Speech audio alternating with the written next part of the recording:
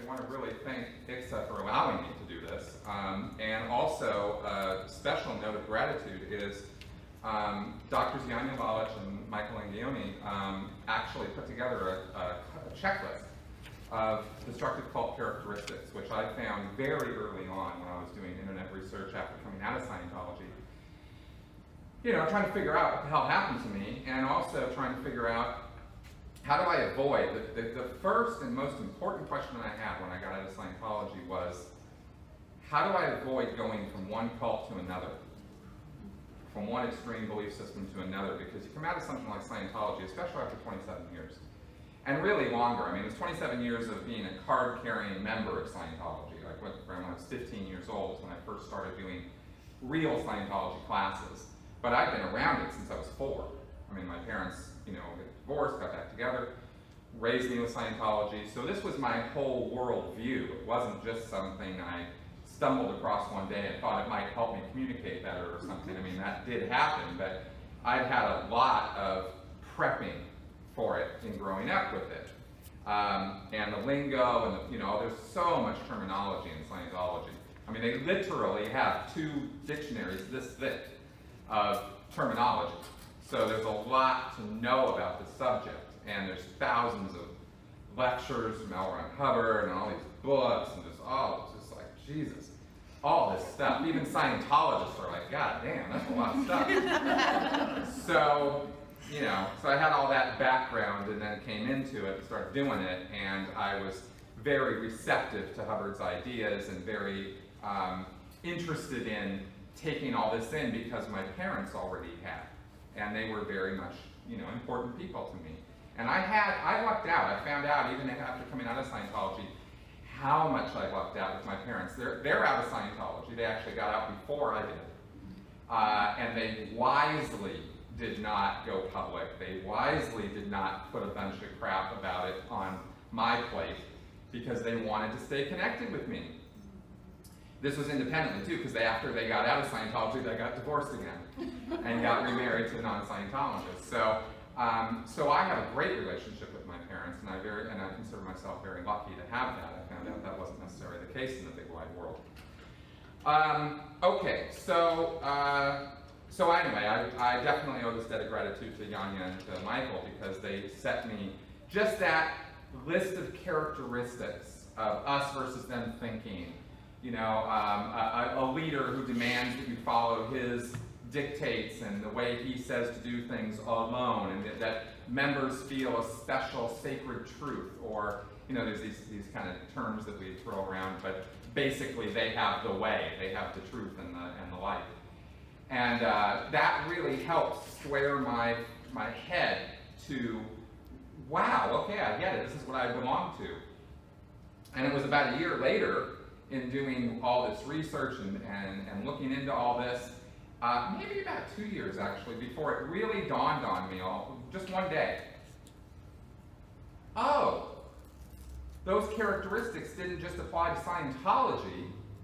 There's all these groups out there that do this. Because I started reaching out, you know, I started doing videos and, you know, YouTube stuff, and I wasn't presenting my story, I was presenting a critical analysis of Scientology. I looked around at what was being done. Another key influence being Carl Sagan's book, A Demon Haunted World, right? Science is a candle in the darkness of ignorance. And I thought, this guy is really talking to me. You know, Carl Sagan, who I had only known from Cosmos, billions of stars, right? I didn't know anything about him, but he was an excellent critical thinker. And critical thinking was something I really needed. And, well, you know, something I'll mention some stuff in Scientology, but let's just say right now that the word critical or critical thinking in Scientology is twisted to mean something very different from when I say it to you guys, right? You go critical thinking, yeah, you know, criticism, reason, logic, skepticism. Yeah, no, that's not how Scientology defines critical thinking. It's a very bad thing in Scientology to be critical. Very bad. It comes right back at you. So, let's see here. The talk I'm doing today has to do with coming to grips with your story. So rather than get into a whole lot of background on my Scientology experience, I'll just say that it's been an interesting journey. You know, I came out of Scientology in 2000, at the end of 2012, and I came out a true believer. I just stopped working for the group. I still believed in it. I still thought L. Ron Hubbard was the bomb. I still thought that, you know, I knew David Miscavige, the current leader of Scientology, had some issues. Maybe he was beating up on his staff, maybe he wasn't, I couldn't really tell. But, you know, I thought, well, there's enough wrong with the organization, I don't think I want to work for it anymore. I was 42 years old, my life was half over, and I was like, I'm not really happy. I think I want to, you know, stop working for Scientology. I had been in the Sea Org, which is the highest level of Scientology, for 17 years. And in that whole time, I had not made one step of progress on their bridge to total freedom. That was one of the things I went, well, shit, I'm going to keep working for Scientology for the rest of my life, and if I don't change what I'm doing, I'm never going to get up this bridge, and I'm never going to get the goods. I just keep giving it to other people. How's this supposed to work? So I was like, you know, well, my life's half over, I guess I better reevaluate my decisions. So I left the Sea Org, but I was still a true believer. I kind of forgot how Scientology and the Sea Org specifically, this high-level paramilitary 24/7 operation, treats former members of the Sea Org. You could still be a die-hard Scientologist, but you used to be in the Sea Org and now you're not, so you're kind of scum of the earth. And I started being treated that way, and I was suddenly like, wait a minute, it was okay when I was treating other people that way, but you can't treat, wait a minute, why are you treating me this way? I'm the good guy. Yeah, not so much. So that started opening my eyes to, there's something more going on here. And I'd had enough hints in the last years of it. I had a little bit of internet access, which is very rare. I actually lucked out in a lot of ways. I got to travel around the Western United States. I was by myself a lot. All of these are extremely rare things for somebody in a destructive cult, especially like Scientology, and especially in the Sea Org. So I'd seen some things and put some things together that maybe I wasn't supposed to. And so I knew something was off. And then when I started being treated badly, well, like most people who come out of these destructive cults, it has to become personal before you start waking up to what's actually going on. And that's what caused me to dive down the internet, what I call the internet rabbit hole. And 3 months later, I was not a Scientologist anymore. And that was a hard journey. Because I had to deal with some truths about L. Ron Hubbard, about the organization, about its history, that I had been clueless about. That alone was a very difficult thing to deal with. Being involved in something for 27 years and finding out you were not just that I was lied to, but I felt, how could I have been so stupid as to have not seen or known about these things that, and what I was doing was something called hindsight bias, where you learn something and then you're like, well, I should have known this all along. And yeah, no, that you can beat yourself up pretty bad about that, and I found that to be true for people coming out of all groups. So I was trying to mention that, it's not good to beat yourself up about this stuff. But critical thinking, which is where I learned about hindsight bias and many other logical fallacies, was the thing that I ran into early on that I have sort of preached about, talked about, suggested or recommended to other people who come out of Scientology or any other destructive cult. Because critical thinking isn't a religion. There's no guru. There's no guy telling you what to think. It's more like, oh, here's how to critically examine information. And that really helped me a lot. Basically got me out of some pretty dark places and showed me how to question and analyze information from a fairly objective point of view. So while that helped me in terms of what not to do, it didn't help me so much in terms of what to do. And there were a couple mechanisms I wanted to go over that are Scientology, maybe not totally Scientology specific, but for me were things I found in Scientology that made my path to, I guess you could call recovery, difficult. There's something in Scientology called no case on post. And the Scientologist smile, right? Yeah, because you have a job, you have a post. That's the thing you're doing, right? In the Sea Org, it's very kind of paramilitary, so that's your post, is what they call it. And when you're on your job, you are not allowed to have misemotion, any negative emotions, right? Grief, apathy, fear, anger, these are misemotions. Hubbard made a whole scale of emotion, and he put numbers, and it's all arbitrary, but he put numbers with every emotion, and below 2 on the tone scale is misemotion, and you're not supposed to do that. So, and in a short term, that makes sense. I mean, who wants to go to McDonald's and order a burger and the person's crying because their mother just died? I mean, you want the person to go deal with that, right? That's okay, there's nothing wrong with that. But you try to apply this idea of no case on post. In other words, I can't show any real emotion when I'm feeling bad for years. And when I'm in the Sea Org, 17 years, it's 24/7. So there's no case on post ever. Your life becomes no case on post.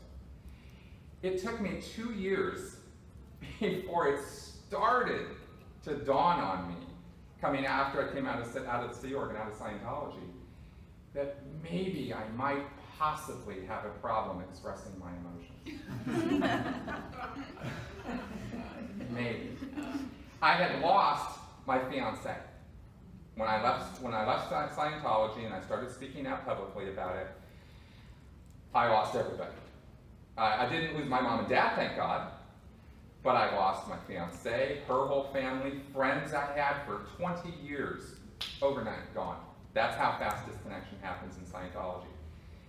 There are Facebook police who monitor your Facebook feed, and if you're in bad with the church, they make it their business to go tell all your friends, he's bad with the church, you need to disconnect from him. So it happens really fast. So I was experiencing a great loss. I mean, I'd asked this woman to marry me, we were talking about kids, I mean, we were all in. Then suddenly we weren't, just like that. And you always think, when you see this happen in the church, well, they did bad things. They deserve what they get. You can always rationalize this crap until it happens to you, right? And I'm like, oh wow, this is real. This really happens. And it really happens that fast. Suddenly you have no one in your life.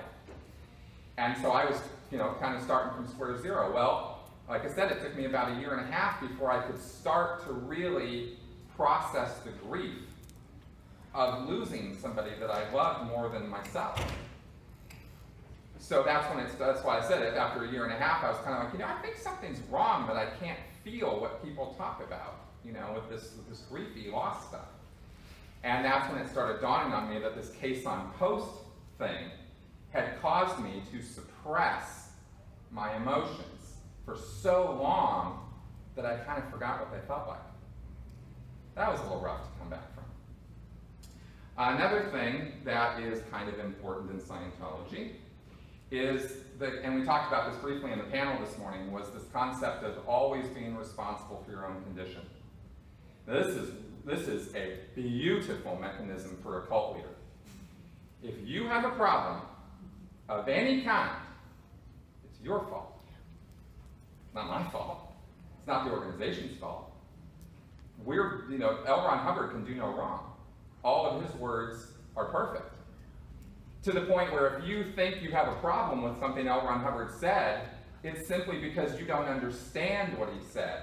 And you're going to spend hours in dictionaries and encyclopedias trying to figure out what really is word salad and nonsense for most of what he had to write, and he wrote a lot.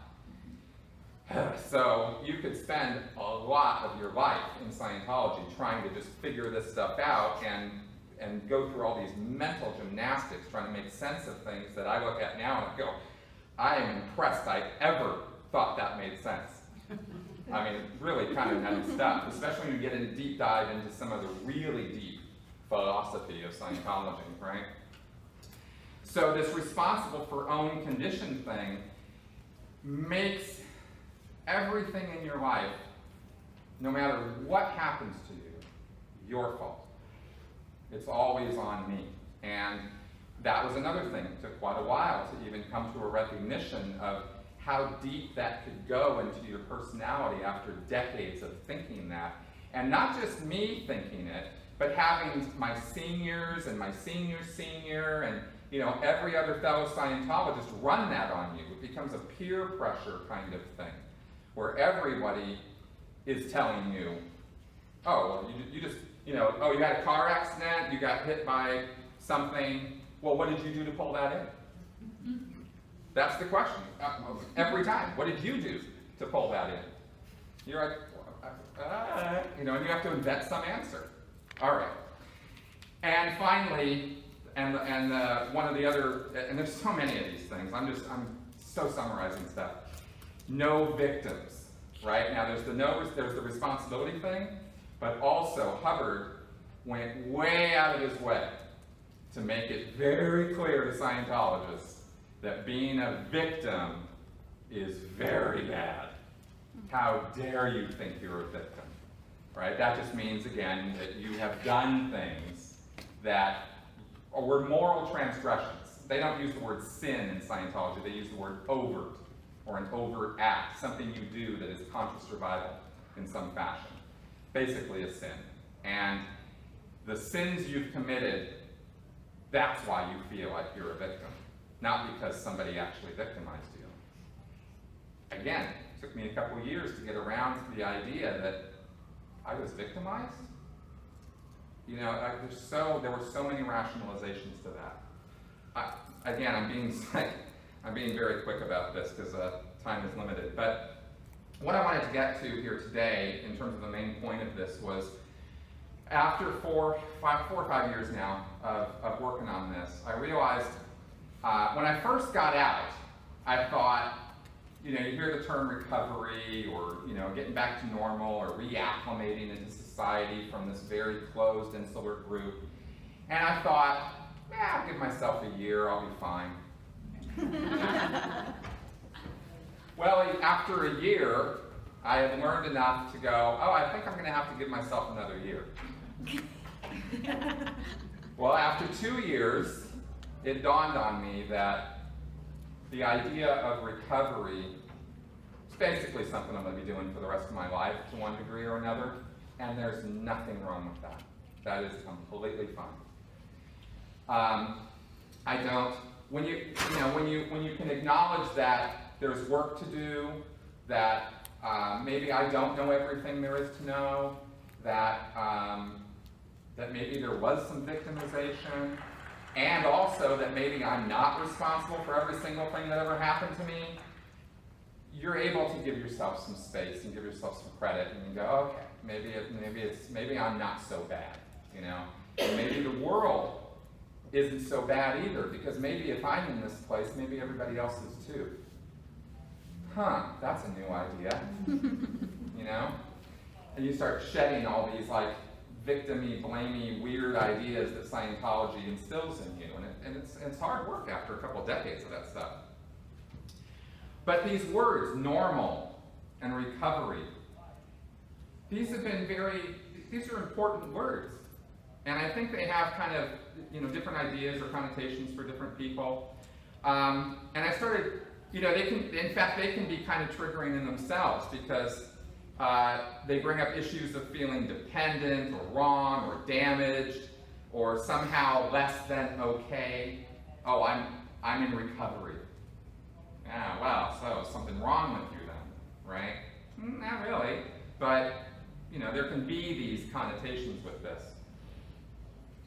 And also, of course, the idea that you are different from everybody else. Well, you are, but if you think about it, everybody's different from everybody else. So, why feel so special about it, right? So, coming to terms with what all this means and kind of defining or redefining normal for yourself, and maybe realizing that, for me, the idea of recovery is or normal is not, I had this idea from Scientology that maybe there were these states of existence. Hubbard presents this thing called a bridge to total freedom, where you have all these steps that you're supposed to do, and every step that you do is supposed to bring you to a higher state of awareness and ability. And I was thinking for the first couple of years that maybe normal was one of those states, you know, and I was going to get to it at some point. I was going to achieve normal. Well, come to think about that quite a bit, read a lot of psychology stuff, talked to a lot of people, done a lot of interviews with cult recovery experts and therapists and counselors, and you know, you watch a lot of stuff. And I started kind of looking at this, and I thought, maybe, you know, what's the most constructive thing I can say here? I think that normal and recovery or recovered are not states of being you achieve that are like, I am normal. You know, I don't think that's a thing. I think instead, maybe for me at least, it's coming to a place where maybe you don't feel so traumatized by what happened in the past. Maybe the past is okay, it had happened, you can't undo it, so what are you going to do about it, you know? Kind of have to deal with it. Maybe a place where you have some rules and some guidelines for yourself.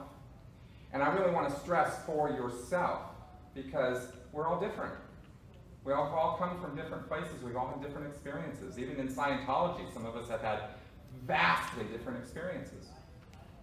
So maybe my rules or my guidelines or the things that make sense to me are different. So I'm not going to sit here and elucidate a bunch of rules. I'm just going to say, I think maybe for each of us, maybe it might be a good idea to have some. You know, whatever makes sense for us. That brings us to a place where we're in charge of ourselves. And we know it. And I think that's the most important part. Because the whole destructive cult experience is giving yourself over to somebody else's ideas, trying to remold yourself into their image, according to what Steve Hassan has written. So maybe instead of that, you're making yourself what you want to be, whatever that is. And knowing that no matter what's going to come your way, you know, life is, what do they say? Life's what happens when you're making other plans. So life's always going to throw stuff at you, right? Always certainly does to me. So instead of trying to be in this rigid place where you know, everything's fine and everything's good and I better not move, otherwise it won't be fine and good anymore. Instead, bring it, whatever it is, and I've got rules and guidelines and ideas and things I can do that I can deal with whatever's coming my way, and I don't have to fall back to having to listen to somebody else tell me how to live or react or respond. I think that is a pretty good place to get to. And however it happens, you know, and I'm being really loosey-goosey about this because I know that there are a lot of paths for everybody coming out of this stuff. So, you know, that's kind of what I wanted to sort of put there, is that's where I'm trying to go, and after 5 years, I think I can sort of see that path for myself, and I hope other people can too, who come out of these groups, and I think that however we get there is completely legitimate. And that's pretty much what I want to say on that.